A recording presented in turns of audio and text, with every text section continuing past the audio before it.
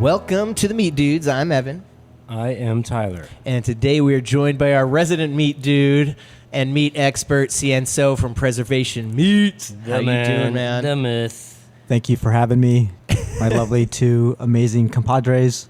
I love it when Cian comes around. Dude, it's going to be nice, and it's pretty exciting today because we're talking about the poultry industry. And specifically, we're going to really get into turkeys because it's almost Thanksgiving. That's coming up, and people got to start reserving their Thanksgiving turkeys. But we wanted to kind of dive into the dark side of commercial poultry and just kind of talk about it and talk about how kind of bad it really is, but what you really should be looking for. So we want to, at the end of the day, we want you guys to understand what you can find in the stores, what you should be looking for, and what you shouldn't be going after. We talk about meat quality all the time. Yes. That's our platform.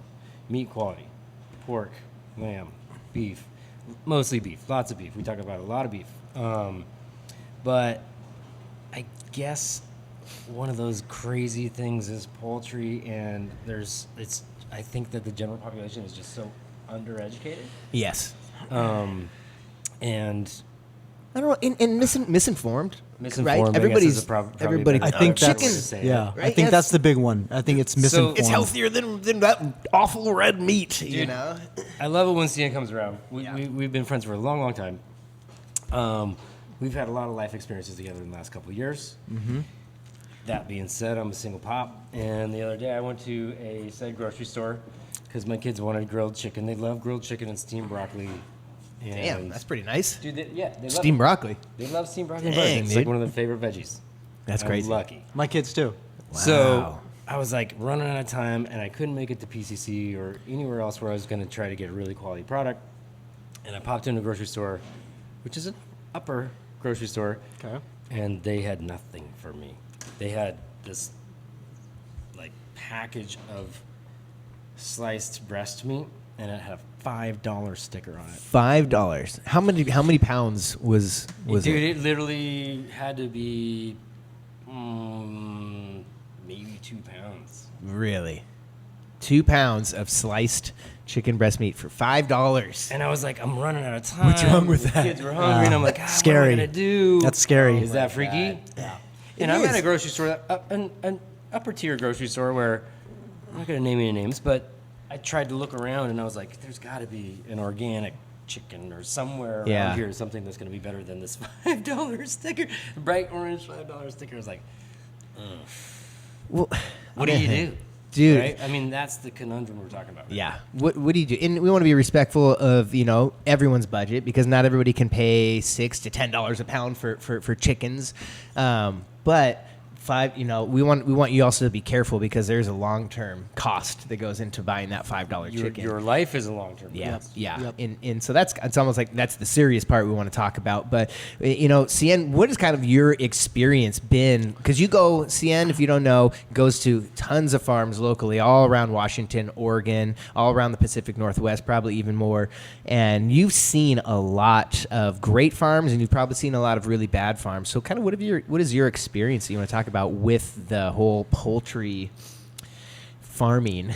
This could be long-winded. Yo, I'll try to keep this one short. Disclaimer: it could get gross. So this is actually a very exciting topic for us, preservation, Travis and myself, because as you guys know, we don't sell chickens, not on a day-to-day basis, not on a monthly basis. It's very seasonal based for us. And why is that?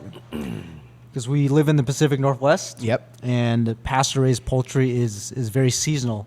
Yes.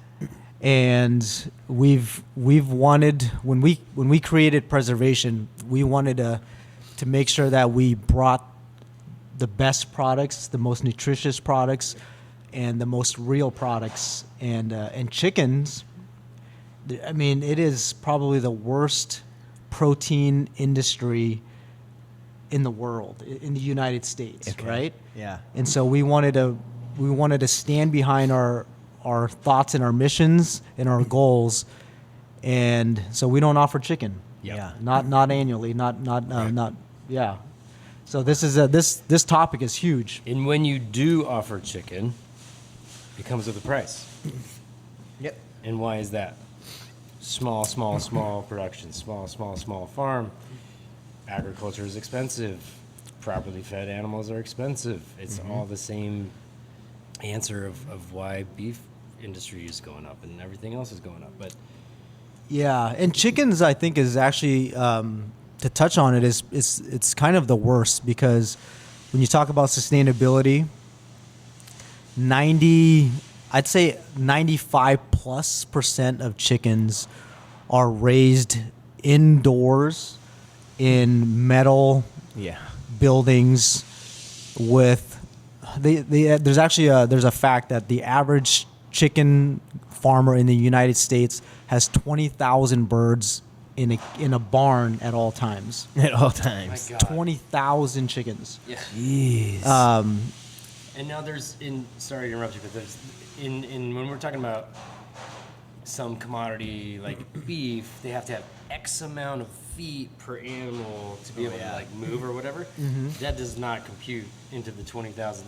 These animals are crawling all over each other. Yeah. 100%. They're Dying crawling all on over each each other. other. They're actually there's probably within those 20,000. There's probably at least a few hundred that are dead on a daily basis. Yuck. Yeah.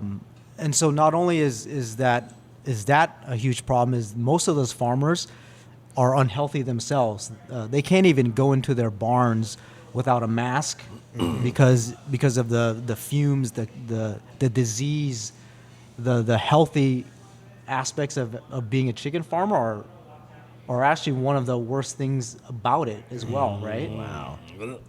Dang, dude. So that's crazy to think about, that you can't even walk inside. I mean, like, it's just this metal house, right? It's just this metal house with probably no aeration. And how hot is it? There has to be a temperature, right? Oh, It's like it's Very almost controlled. it's almost like walking into A sauna. A sauna. Actually, that's probably the best way to chicken describe it. sauna. Wow. Yeah, they have to remain. The temperature has to be a certain degree because when the chickens are a certain age, if it's too cold, the commercial genetics of what a Cornish cross is today, they'll just die. Died. Yeah. Here's the craziest thing I think Zena's ever told me. Like, these specific things we're talking about are so genetically modified through so much amount of time that if one of those birds escapes the hoop house or the metal tin or whatever that it lives in, how long does it live? Could be less than 24 hours. But you said at one point there was like, it could die in 7 seconds. I was over exaggerating with that. Oh, But real talk, that's pretty freaking it's pretty gross. weird that Yeah. like this live animal could escape its natural environment, and Controlled, yep. that is it. It's just a super controlled environment, which, I mean, like, I understand that you have to have a controlled environment for to raise these things, but the fact that it's so controlled and that if anything changes, temperature goes down, temperature goes up, like, everything's off. Like, that doesn't happen. Well, Like, is that like, natural as well? That's I mean, not natural. Humans, That's not we're in the natural. Pacific Northwest. We deal with what in the last week? Temperature variances are 15 degrees. Yeah. So if you were a chicken, in that hoop house, you're dead. yeah, Yeah, you're dead. And like cows too. I mean, like, cows go out. Cows gotta be raised on the farm, and they're outside. They're dealing with those different temperatures and things like that as well. So it's just that this controlled chicken coop house is so. there's a lot to it. We genetically talk about modified. genetically modified. Chickens have been altered so much. This is actually a fact that came from one of our farmers. The USDA, the government, has created a bird that basically it was created to die fast, right? It was created to have a heart attack. And within that creation, they want the birds to have a heart attack. They want it because that means the bird is growing efficiently. Really? So That is so, efficiently is like Efficiently. because it's the breast is growing so big that it just can't even like sustain anymore. yeah, there's a mortality rate and a heart attack rate of about 10% is what they expect. that is so fucked up, man. Dude, that's crazy. Yeah. And what do they do with those? Like, if there's like 100 chickens and 10 of them are dead, do they still pull them and pluck them and put them in the rotation? No, they're dead. I mean, they could have died, 4 weeks in. Well, actually, I'm going to take that back. They could have died 10 days in. Yeah. Because the average bird grown by these massive conglomerates are anywhere from 28 to 32 days of age. Wow. So from start to finish, from hatch, you can have a bird in a package at 6 pounds at 28 to 32 days. Dang. Jeez, that's crazy. From hatch to package. Hatch to package. What? What was that 20 like to in like 32 in like the days. 50s? Do we know what it was like back then? Like when it was Well, actually real? things have really changed. Four super wheats. Do you guys know the history of how barn-raised chickens were created? No, I don't. So up until about 1920, the average family, the average neighborhood, all had chickens. So everyone, roughly before 1920, you could go to a community of 10 houses, and at least one of those homes within that community would have 400 chickens roaming around the backyard. Yeah. Dang. It wasn't up until 1923 where a lady in Delaware, Cicely Steele, ordered 50 birds to show up to her house. Yeah. Guess how many showed up? 500. Live birds. Live birds. She was in shock. She was like, "Oh my God, what do I do?"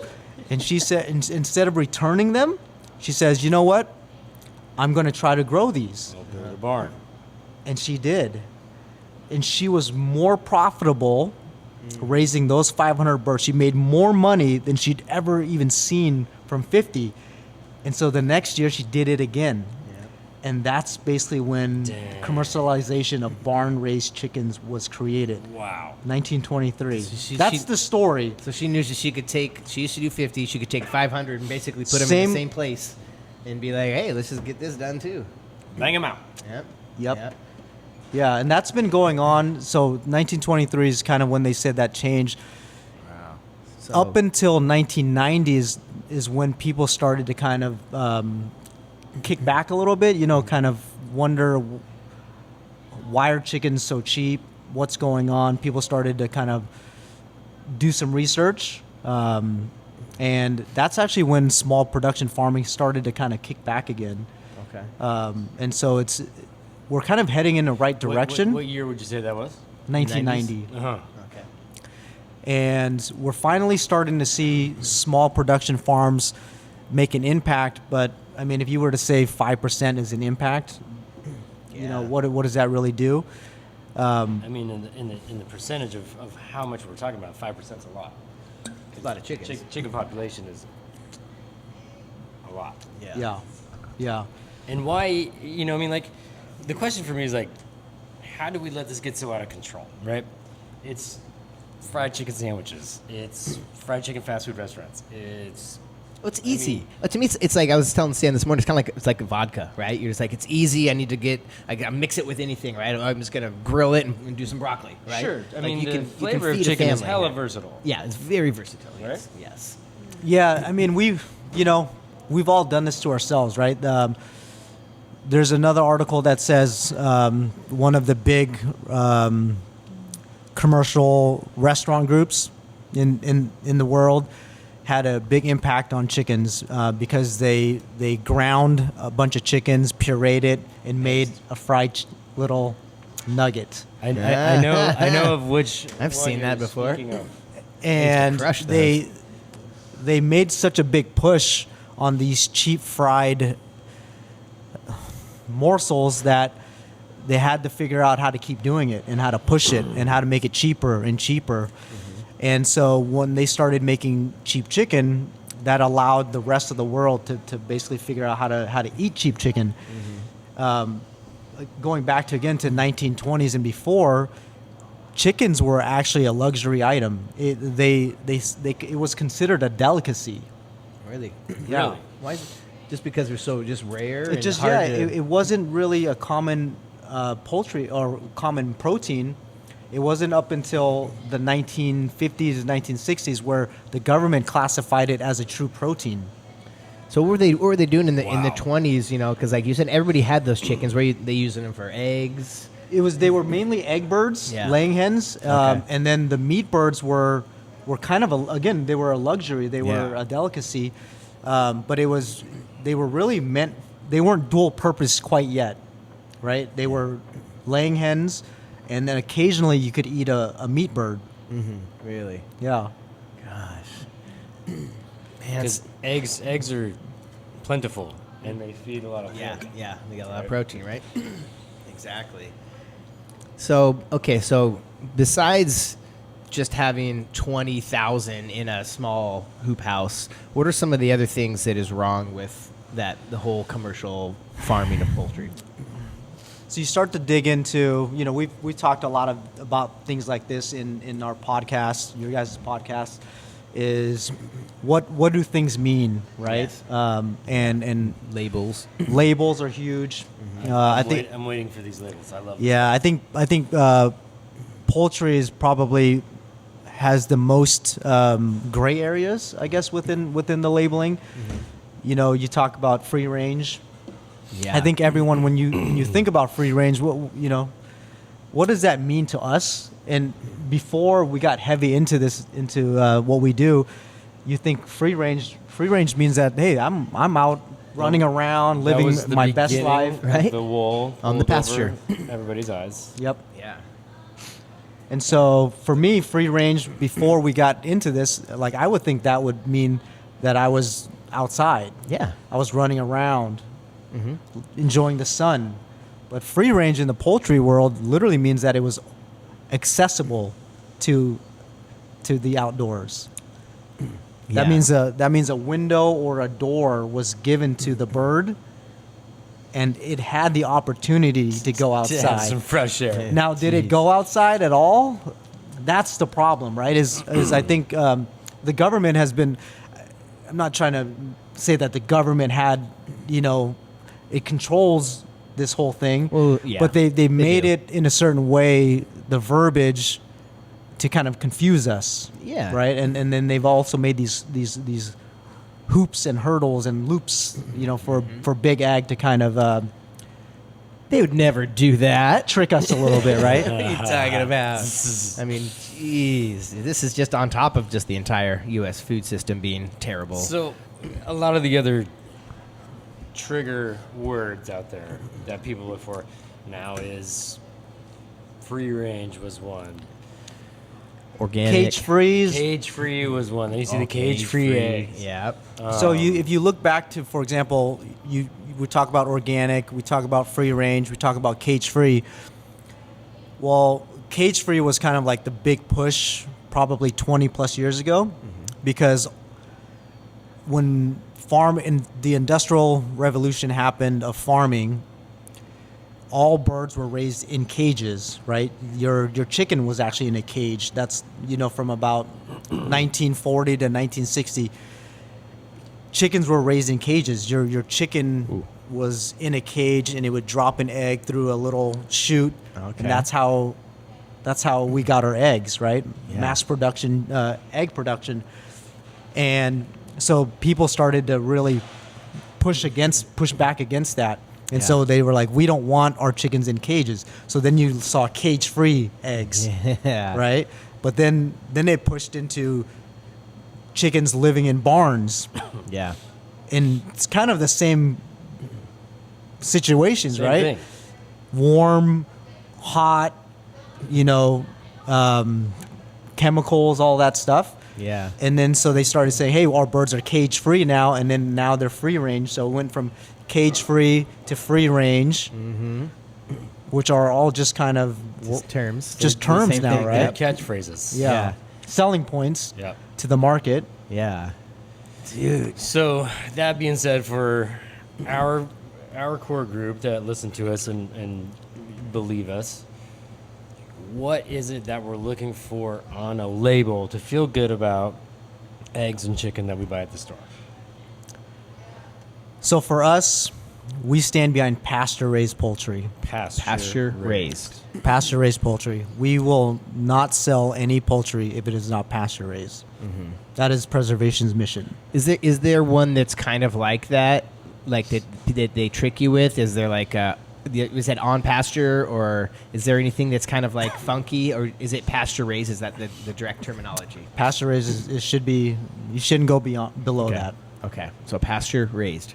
Yeah. And can you find that at most nicer grocery stores, or is it just too hard to find? It's too hard to find. Yeah, Yeah. that's the problem, huh? On large scale. Yeah.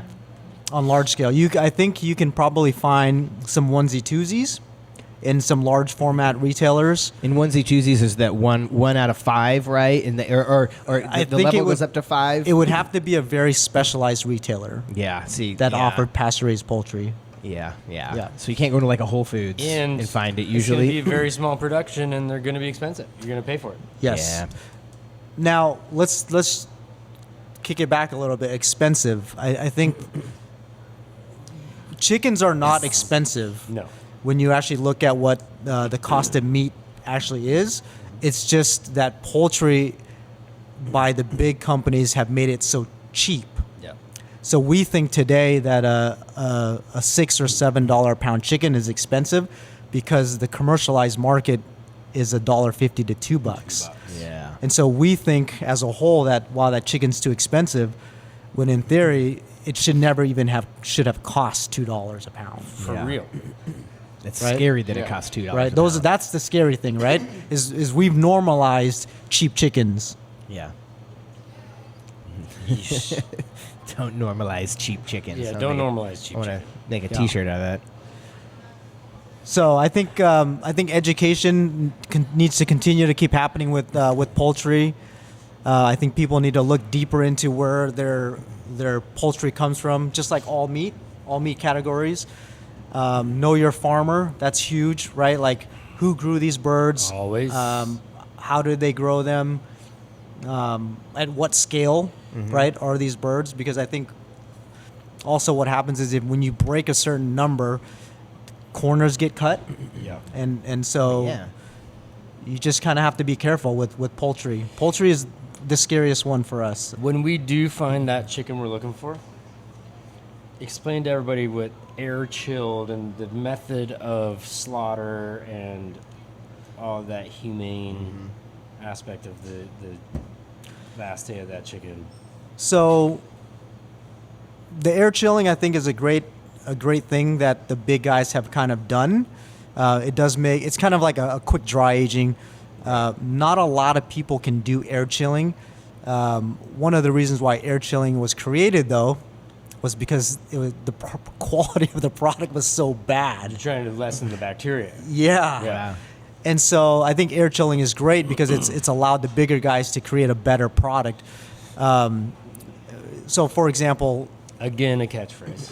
2 weeks ago, I did purchase an air chill chicken, an heirloom air chill chicken from a high-end retailer. And I tell you, it was pale fucking white. What does that mean? I felt like the chicken was bleached. That's how it looked, Yeah. right? And so we do offer pasture-raised heirloom chickens from 3 different small Washington farms currently. And a week prior, I brought home an heirloom chicken that was harvested on farm at a small producer, and it was vibrant ruby red, and the skin was And yellow, it's delicious. and it was fragrant and poultry, Dude. smell like it smelled like what a chicken's supposed to, I guess. Yeah. And so mentally, you compare this heirloom bird that was raised by a big company and how white. I mean, it was white as your piece of paper, Evan, and it was an heirloom bird. What does heirloom mean? So heirloom usually refers to when in the poultry world that it wasn't genetically modified. It's Okay. old genetics, right? Okay. So That's good. I purchased an heirloom, an Yeah. old world chicken Yeah. that was pale white. Like That's good it looked bleached. And so when you compare that, and I've been eating pasture raised heirloom chickens now for the last 3 months, night and day. Yeah. Visually, night and day. Yeah. Right? Yeah. But from a taste perspective, an heirloom bird, pasture raised, tastes like, I like to describe it. It tastes like a turkey, a pheasant, and a duck combined. It's got some game to it. It is subtle, but it's there. You can smell it when you're roasting it. Yes. Oh, Like man. it's totally different. Even back in the day when we had pasture bird, before that happened the way it did, I would like not often would I say to people like, Yeah. I don't really talk about the deliciousness of chicken, but this bird, like just a straight up salt and pepper roasted chicken, it was so, So good. fucking good. It's dude. so It was good. so good. Yeah. So then you talk about how nutrient rich food is and how it's supposed to replenish your body. I mean, Yes. pasture raised chickens, I think this is where we've really gone on the deep end where chickens are probably we're supposed to eat more pasture raised chickens because of the vitamins in pasture raised chickens. Sure. The beta carotenins in chickens is probably one of the healthiest proteins on the planet. We should really be eating the best chickens possible. Yeah. I mean, that $2 to $6 discrepancy is like we're actually kind of becoming unhealthy as people by eating this Paying for it quality. long term, We're paying yeah. for it long term. We truly are. There are tons of cases where people who have health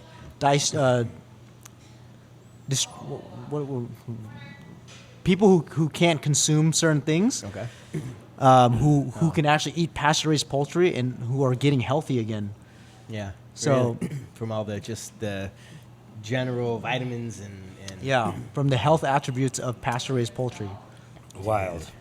So like, but when we're talking about these chickens and when you go out and when you're looking for them, you probably, if you're looking for a pasture raised, beautiful chicken, local chicken, you're probably not able to buy just the chicken breast, right? You're probably most likely you're gonna have to buy the whole chicken. Yep. Is that true? 100%. Yeah. And I think that's the way that you're supposed to buy them, right? I mean, yeah. Bring the chicken home, take the breast off if that's what you like, Yep. save the legs, roast the legs tomorrow, Yep. take the bones, make stock, Yeah. Totally. right? You can Yeah. feed your family in different forms. Multiple Yeah. different ways. How else would you use a whole chicken? How Yeah. else would you use it? Would you use it? Oh my god, dude! Like If you took down a whole chicken right now, if I how had, would you use it? yeah, dude, I would eventually, at the end of the day, I'd probably make 4 different meals and then a chicken noodle soup. Yeah. And I'd make hand noodles and like all the leftover bits and pieces on the rest of bones and breast meat and everything that you ate a couple days prior, all goes into the stock. Dude, that's how like turkey dinner at my house, you know how I like to break down Yeah. my turkey. I always make a turkey stock, and then at the end of turkey dinner, I shred everything, and the next day, everybody knows at my house that it's gonna be turkey noodle soup with like Yeah. big crunchy, crusty garlic bread and stuff. I I mean, think that's the best analogy. If you look at turkeys, we eat turkeys once a year as a society, Yeah. but we save the turkey. We make sandwiches, Yep. we make stock, we make gravy. Yeah. Chickens should be utilized and eaten the same way. Same way. But you can do that process once a week, right? Yeah. Make the soup, make the turkey sandwiches, Yeah, chicken make the sandwich. gravy, Yep. and it just doesn't need to be devoured and eaten the way that it is, right? Yeah. So it could be, the pricing works Yeah. if you treat the bird the way that it's supposed to be treated. very Yeah. super true. Yeah. Very true. Yeah. Well, that's a good segue. Let's talk about Thanksgiving turkeys because that's coming up. So it's early October. I know we have committed to some turkeys from preservation, and I wanted to kind of have you talk about the process of what that looks like from start to finish because these turkeys are basically being grown for Thanksgiving, right? And so, you had to purchase them when, and what does that whole process look like, and what's the difference between the turkey that you're going to buy, that butterball turkey, and then that pasture-raised, beautiful turkey we get from Preservation Meats? Almost exactly the way you just talked about that chicken. So we started talking to the farmers roughly sometime in March, committing to a certain amount so that way they could call the hatchery. So most people in poultry production have to buy their eggs from I think there's like 4 major egg producers in the country, and so they have to pre-book their eggs, and they have to commit to these eggs by a certain period of time. Yeah. So typically in the commercialized turkey world, most turkeys are grown starting in February, and then they're harvested usually in like April or May, frozen at 26 degrees. Okay, now get this, guys. This is the USDA crapshoot here. So these turkeys are harvested typically in May, stored in freezers at 26 degrees, and classified as fresh, 6 months. and still classified as fresh. freezer. Why are they grown so early? Is it just to have the stock ready or what? Probably temperature, probably. We consume so much turkeys as a society in November that this is a part of the system that we've created, right? Yeah. Is that everyone has to harvest X amount. They kind of have to create their numbers for Thanksgiving, right? Yeah. But they fixed the problem by creating a problem in Yeah. a sense, right? Yeah. So what we're trying to do is create the old problem by raising the turkeys when they're supposed to be raised, Yes. right? So our turkeys actually went on the ground. We have 5 different producers this year, which is the most amount of producers. Usually it's 3. This year Okay. we have 5. And we put the turkeys on the ground late July, mid-August. And the turkeys will be harvested about anywhere from 11 to 13 days before Thanksgiving. Wow. Truly fresh. Truly fresh. Truly fresh, harvested at 3 different locations Yeah. in Washington State. Yeah. And one of the turkey farmers is actually going right over the Idaho border to a small little USDA processing plant. Okay. Yeah. Wow. Dang. So the logistics of putting together our pasture raised program it's a lot of work. Yeah. So one of the farmers, we have to actually sleep at the farm for 2 days with a refrigerated van, Really? and then we'll drive him back. Why is that?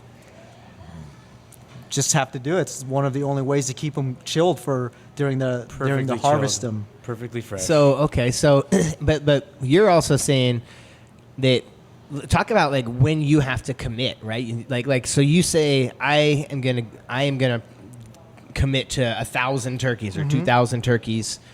When what does that look like? When do you have to do that by? We committed by March 15th. So those are basically eggs, right? Are you purchasing them at hatch or at eggs? At eggs. So and you- then they get shipped, and then they hatch. You purchase the eggs, and then you say, okay, I bought 2,000 eggs. How many turkeys do you get after that?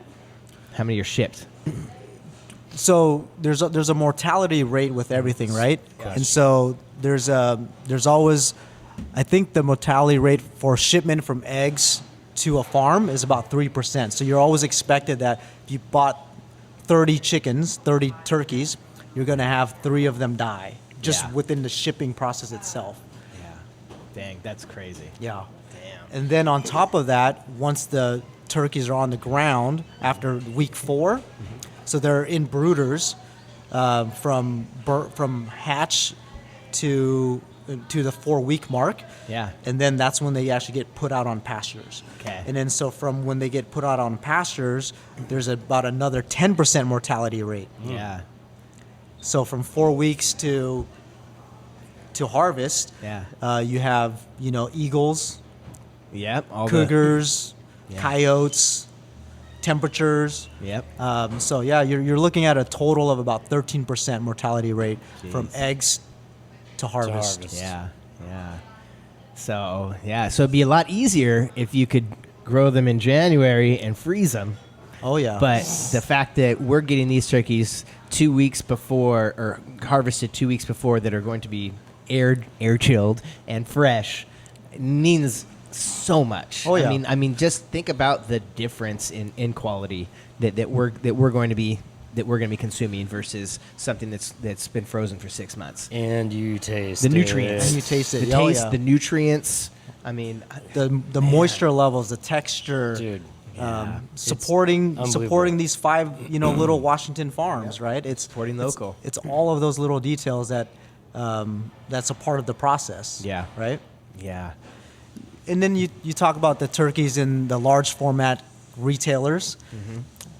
A lot of people, I'm sure that people know this by now, but most of those turkeys that you're buying, there's a discount on them. If you buy $250 worth of other things, you get your turkeys for 49 cents. That's crazy. 49 cents. Conglomerate. Yeah. Wow. And so it's kind of, the turkey thing has kind of become a racket in the U.S. Yeah. for Thanksgiving. It's just like dollar store turkeys. Yeah. You know?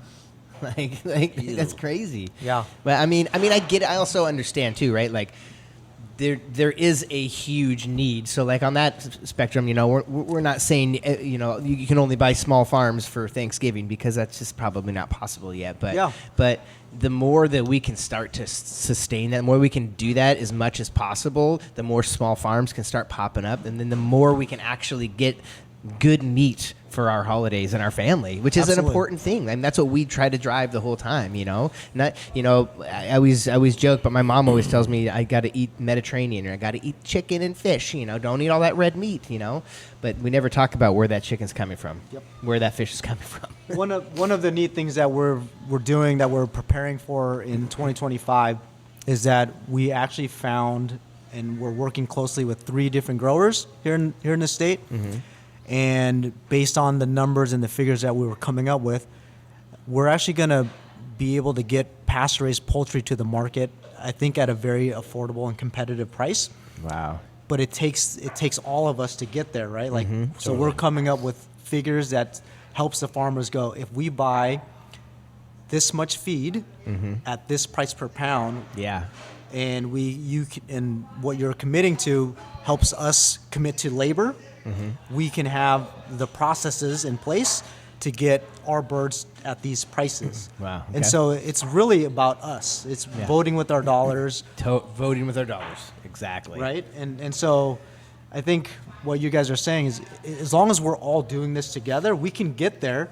But if nobody ever wants to get there, then where's the Yeah. road? How do we create this road? So we're just trying to create the road. Right. I think we're close. I think for us, our main pedestal here is to educate our clientele on, number one, quality and flavor, but the nutritional aspect of all agriculture, not just poultry or beef Yes. or pork, is mind-blowingly enormous for a lot of people to really comprehend, because it costs a little bit more money, but you're doing so much better things for your diet and your body. Yeah. The way that these animals are raised, and they're so high in different nutritional aspects, like Yeah. all the different oleic acids and the omegas and all that stuff, that's kind of like where we base, I think, our I agree with that, and I think utilization, right? Because that helps everything. Like, Yes. us going out and buying $5 chicken breast does not help,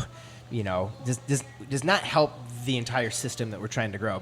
And we know that, hey, instead of buying that $5 chicken breast, you might have to buy like a $28 or $30 chicken, but you can utilize that chicken in so many different ways. Evan, you're 100% right. We talk about, you guys talk about this a lot, especially with the Wagyu, is that there are cuts that we've known to love. Yeah. Tenderloins and strip loins off of a cow. Sure. But then you start eating higher quality stuff, and now you can eat the shoulder, you can eat the leg muscles. Yeah. Chicken is very much the same way. Like, we Yeah. know you love breasts, but the leg could taste just the same. Yep. Totally. So why choose just the breast? yeah. And why choose just the thigh now? Because it is easier, right? It's It is easier, but it doesn't help us get to where we're trying to go, right? Yeah. It may feed your family, but it's not going to feed them in the most nutritious way. If I buy a that means $30 lot. chicken and cook for my small household of 3, I can probably make 5 to 6 meals, honestly. Think so? But that's me being an educated cook Yep. for Yeah. so many years. Yeah, I can break it down and do all kinds of things. What would you do? Give me at least 5. Just you bust out the airline in pan-seared, crispy. The airline breast. Yep. Breast, of course. Yep. you got stock. So you can use stock in multiple different ways. You can use it in gravy. You can use it in soup. You can use it in bases. You can use it in coq au vin. You know, you braise the leg and thigh. Yeah. You could do a little fried chicken number if you want. There's 2 drumettes and wings, but Yeah. soup, stews, Yeah. chilies, chili Yeah. verde. There's Right. and like you said earlier, one of the problems with chicken being so kind of pedestrian, Yeah. that's not really the problem because it's so versatile. Yeah. You can go look at every cuisine in the world. Every cuisine in the world has a chicken, Yeah. Yeah. right? Yeah. You Oh, got yeah. Thai food, Italian, Korean. I just had some General Tso's German, chicken last night, man. right? It's fucking delicious. Yeah. Yeah. It was probably really bad chicken too. Indian dishes. I mean, the braised Indian dishes for chicken. Yeah. It's amazing. It's delicious. It's delicious. Seriously, yeah. Butter chicken? Butter chicken is yeah. one of my Bruh. favorites. Yeah, man. Butter chicken. Butter chicken's so good. My daughter loves that shit. Dude. So I probably, my family eats one chicken a week. Okay. Every week, like Yeah. clockwork. Yeah. We eat one chicken a week, and we do the same thing that you're describing, Tyler. We'll roast off probably the crown, just the crown. Take the legs. I'll usually stew the legs, and then completely take off the backbone, and then char the backbone and make a stock out of it. Yep. Yeah. So it's the same. Use that same kind of thinking every single week. Totally. Change dude. the flavors, change the the kind of the change cooking the style a flavors, little yeah. bit. But we'll always buy a chicken every single week and use it 3 different times. And it's you can't cook a chicken. You can cook a chicken forever in a different way. Yes. You really can. Yeah. Like there's so many different styles of cuisine. Congee, like whatever, dude. Fried rice. you know, like- My favorite. I'm smoking it. And I'm eating half of it that first night, and then probably making 2 sandwiches the next day Yeah. out of that smoked chicken. You know, just slicing it nice and thin, making a beautiful smoked chicken sandwich, some spicy mayo. That's how I use that. I mean, when we get chickens here, I'll have Jillian take it back there, butcher it up for me, and then I'll go smoke it and just spatchcock that thing up and just smoke the hell out of it and utilize it for a couple meals. We should do a chicken class. chicken ramen. Yeah. Oh, chicken Kyushu. Yeah. Dude. Maybe one of these days we'll eat some chicken sashimi. Oh. better be Haven't- good. Haven't done that yet. Better be good Haven't chicken. done that yet. Yeah. Dang. So chickens and turkeys. Are you looking for the same thing when people are going and looking at their Thanksgiving turkey when they're buying that Thanksgiving turkey? Is there things that they need to look for? I think the word to look for is pasture raised. And Yep. then, go to your credible sources. Go to Yep. Lady J. Yep. Never Our ever. Yes. Beast and Cleaver is going to have them up there too Yep. from you guys. Yep. Just seek out the products that actually that you can stand behind, that you know that it was raised the right way. Try to look beyond the label. Maybe do some research. Yeah. Yeah. The research is I important. like the one that says no added hormones. Yep. Just Yep. the regular ones. Yeah. No added extra ones. Yeah. Yeah. No. We didn't have to double dose Yeah. this chicken or No, turkey. this one's right a now. good one. Yeah. Yeah. Man, that's crazy. Know that you'll pay more for a true Yep. heirloom pasture raised bird. Yep. You know. But again, if you're celebrating Thanksgiving, it's a special day for your family. Is $50, going to make or break you for Thanksgiving when you're going to host a party of 8 to 15? Yeah. That's a special bird, right? It is a special bird. Yeah. And the special thing about it is that it's good for you. Yeah. Yeah. It's gonna be a lot more Yeah. nutritious. We every Thanksgiving now for the last probably decade, I've always brought the turkey over. And Yeah. I haven't always cooked it, but I've always brought the turkey over. And everyone always says it's the best bird. Oh yeah. It's delicious. And I think I've eaten a pasture-raised turkey for the last decade. Oh yeah. My mom, Dope. honestly, she's a bird connoisseur, and the first time I brought one of these turkeys over, she was like, she's like, I'm paying for this. And I was like, Mom, we got to I'm paying for this, and we're getting one next year. And she's ordered one every single year. That's She just great. she's like counts on it now. She's like, I know you got the turkeys, right? Like Yeah. you're bringing it, right? Yep. That's Yeah. your job. I'm like, oh yeah, Mom, I got you. But I mean, it makes a huge difference. It does, man. dude. And yeah, I mean, So yeah. call Lady J up. They got the turkeys. They got the pasture raised turkeys. Flavor Tons of is them. bar none, dude. It is delicious. Proof Yeah. is in the pudding. Yeah.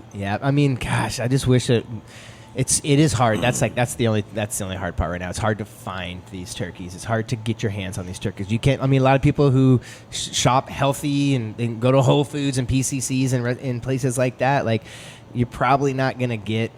You're gonna get an okay turkey, but you're not gonna get one that's been just Treated like completely this, no way. treated like the way that these are treated. So I don't know if there is some way you can find that local butcher who has local meat, who cares about the process, who knows the farmer. That's the first step, I think, is asking those types of people. If you're not in Seattle where we're at, try to ask somebody who has a good relationship with their farm. It isn't just a butcher shop that just has meat to have meat, right? They actually care and understand and know the farmers. I know Cian could name off every single farmer's first name, of all the turkeys that he's bringing in. So that means a lot to us. That's why we bring that quality in, and man, we always appreciate. And are you sleeping having in you, a man. tent when you're at these farms, sleeping at the farm, waiting for the You could use turkeys to Tyler's be truck. harvested? Tyler's got a tent I on got top the- of his I- truck, I may man. need your car this You year. can Yeah. you can take it, dude. It's great. You'll love it. Put the rain fly on every. Oh my God. Well, we appreciate you guys, everything that you guys do. By the Yes, way, this thank is you. it's great education that you guys bring and provide to the community. We're trying. Yeah, man. It's hard, man. It's hard. It is hard to find the right, find good meat, And I think we talked with Kevin from Beast and Cleaver. I'll keep repeating it. He's like, we don't want you to buy more expensive meat all the time. Like, don't think of it that way. Just buy good meat. Just buy less of it, right? Yep. You don't have to go out and spend $100 on a steak every single night. That's not what we're asking for you to do. But we're asking you to buy a $30 chicken, utilize it for 2 days. Buy a Wagyu, Delmonico for Tri-tip. $20 or a tri-tip. Roast feed a the whole family. tri-tip. You're good for another 3 days. You could buy. We sell prime tri-tips for what, $40-$45, and that's going to feed Yeah. 4 or 5 So people. good. Yeah, yeah. So good. I like that perspective. We're really not trying to make people buy more, just buy better. Just buy Exactly. better, Just man. buy better. And it's in the long run, it's going to do so much, and it does take a little more utilization and curiosity to understand how to utilize everything, but man, that's really what we're trying to do. Is hopefully we helped out, and hopefully you can find that great Thanksgiving turkey. And be on the lookout for these chickens coming out. We'll let you know when CN and Preservation Meats is bringing out those new chickens, because I we'll think be. we should probably taste one before we bring it in. Yeah, dude. We'll do a little video. We'll grill it up. That would be. We'll grill it up on amazing. the George That'd be dope. Foreman grill down at the shop. Yeah, we're doing that. That's the next one we're doing, man. All right. We got a Webster now. That's gonna be I your, know, I that's don't gonna be wa- I your don't like top that. chef challenge of Seattle. Have every chef that you work with come down and have to make you lunch on the George Foreman. That should be a series. And We're your gonna do that, time man. starts now. Yeah, dude. That would be awesome. Well, hey, man, we appreciate you. Let's sign it off here for the Meat Dudes. I'm Evan. I am Tyler. See you. Boom. Let's Let's freaking go.